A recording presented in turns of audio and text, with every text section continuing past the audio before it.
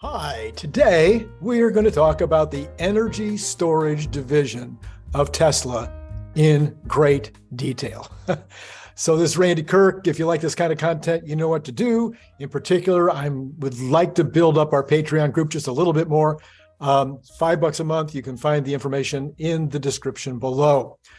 Let's get into the details of the energy storage division, what you need to know about it. Maybe, this is all stuff you probably already know, but what I'm trying to do is kind of synopsis it, synthesize it, bring it into kind of a bite-sized piece of information that will be useful in terms of understanding what happens on Investor Day, at least from Randy's point of view. All right.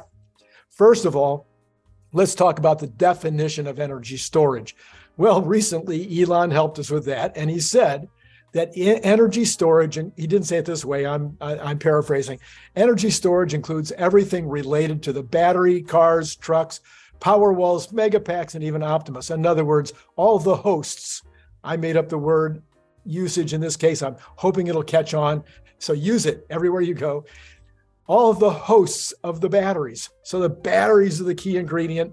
It's just going into various hosts. And this is what Elon said, is that they are, everything that's run by these batteries are storehouses of energy that can be released back into either the very local grid, to a regional grid, or even to the national grid.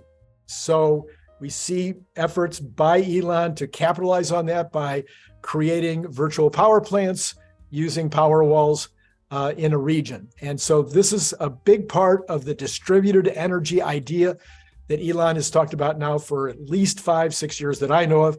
And it's very critical to the future of 100% electric, pretty much across all power usages.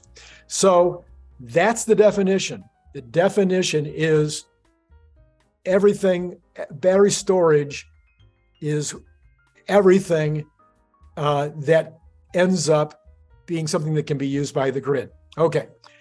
Now, energy storage is the capacity, and it's key to the transition from oil, natural gas, to solar, wind, and battery. Solar deployment, in particular, has been held up. It's been they could have been deploying solar much faster than they have been. In fact, this year there is a glut of solar panels because they haven't been able to be deployed fast enough, and that has lowered the price yet again by something like 30% last time I checked, just in 2023, because there's just so much solar capacity out there. So what does that mean? It turns out, after doing some research, the reason why there's so much solar capacity yet to be installed, is because there hasn't been enough batteries to go with the solar in order to make the solar the most efficient that it can possibly be. As there is enough energy capacity from these batteries, this will allow the solar deployment to start going into the S-curve, as Tony Siva and Kathy Wood have been talking about now for years. So this is the S-curve we've been waiting for. People that are worried about not having enough energy, this has been an issue this year, might be an issue next year, but over the next 2 or 3 years, the solar wind battery combination should eliminate any qualms about having enough energy. Having said that, we still need to drill. We still need to frack. We still need to build nuclear and not take down nuclear. Let the economy decide. Let the public and the utilities and other people decide what it is they want to buy. Let capitalism work. It works.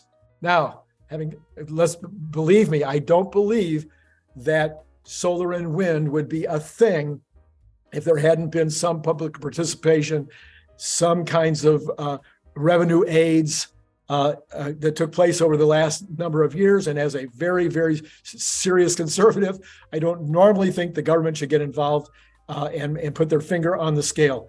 However, there are times like the internet, the nuclear energy and other things where it probably just would have never been, these products probably would have never had enough capital from the regular markets in order to grow in the early days without some government intervention.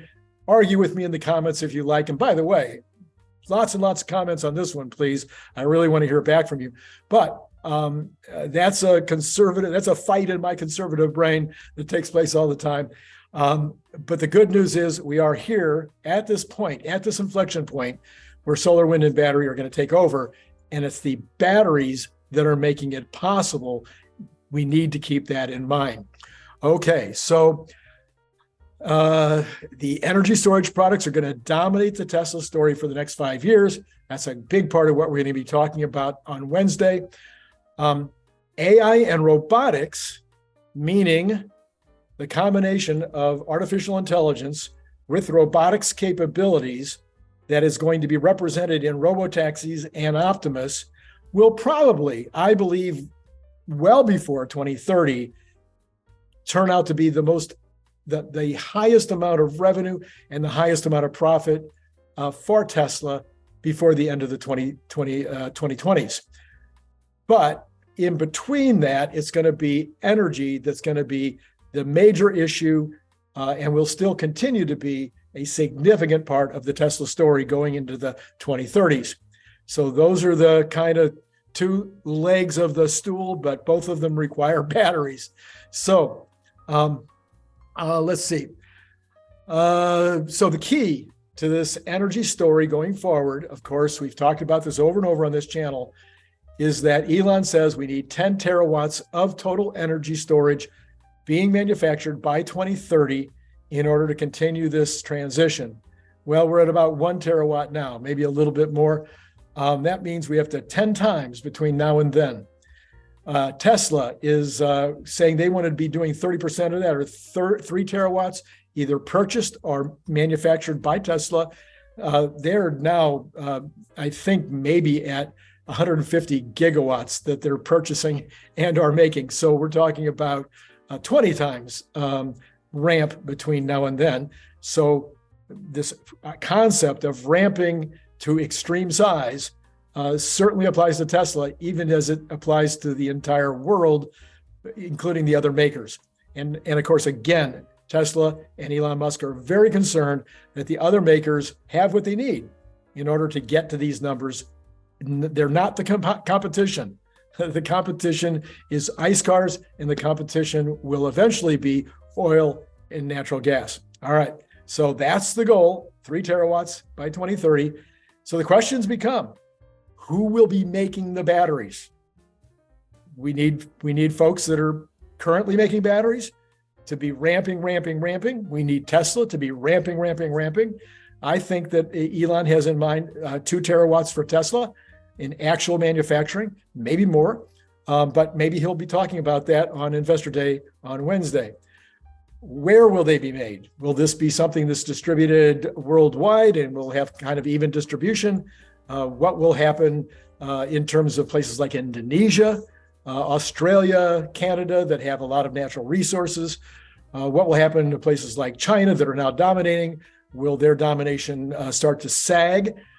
Certainly, there's geopolitical reasons why many people believe that it'd be a good idea not to have China so much in the catbird seat when it comes to refining and manufacturing batteries, refining raw materials and manufacturing batteries. So that's a big question. Maybe Elon will address some of those issues on Wednesday. And then what chemistries will be used immediately? What chemistries are going to happen long term?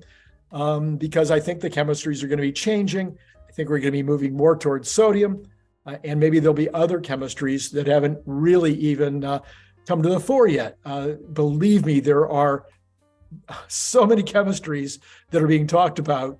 It's unbelievable, the potential for switching chemistries someday in the future as we run into problems with resourcing or with price, where some of these new chemistries might be less expensive, especially when used for some kinds of potentials.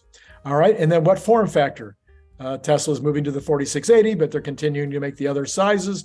There are pouches, there are cylinder, what do you call it? Some that look like books. There may be there may be some square ones. Who knows what the form factors might look like and why? But those are interesting questions.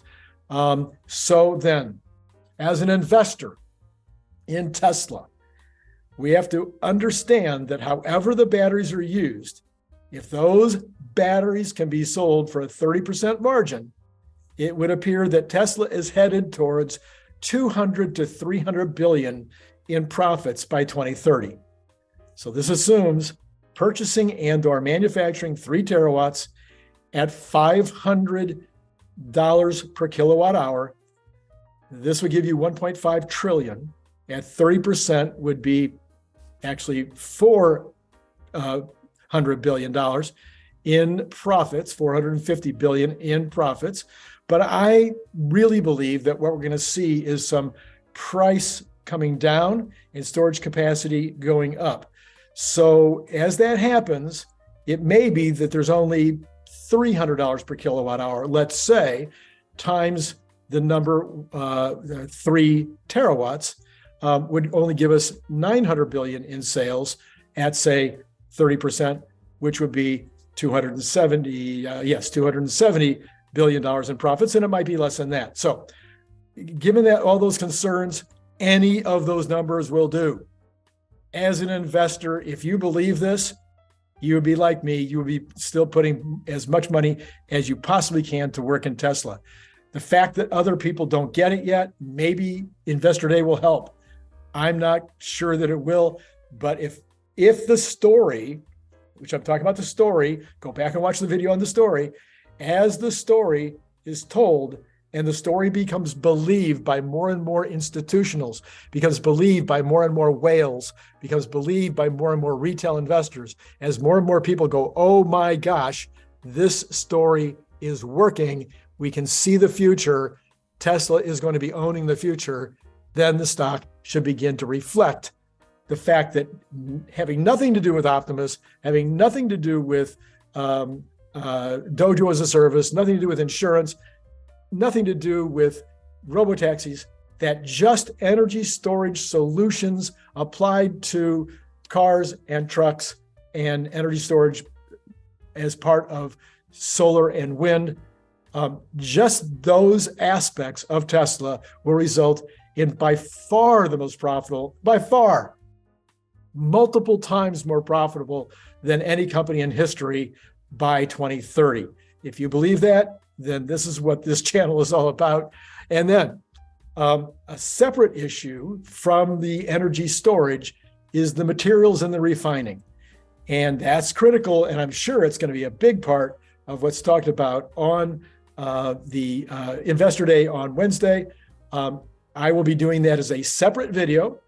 If you liked this video, then I suggest that it'd be a great time to subscribe and to push notify so that you can get that notification when that video comes out, as well as the other ones that I just told you about that are upcoming between now and this incredible day that we're all looking forward to, Wednesday, with tingles going up our leg.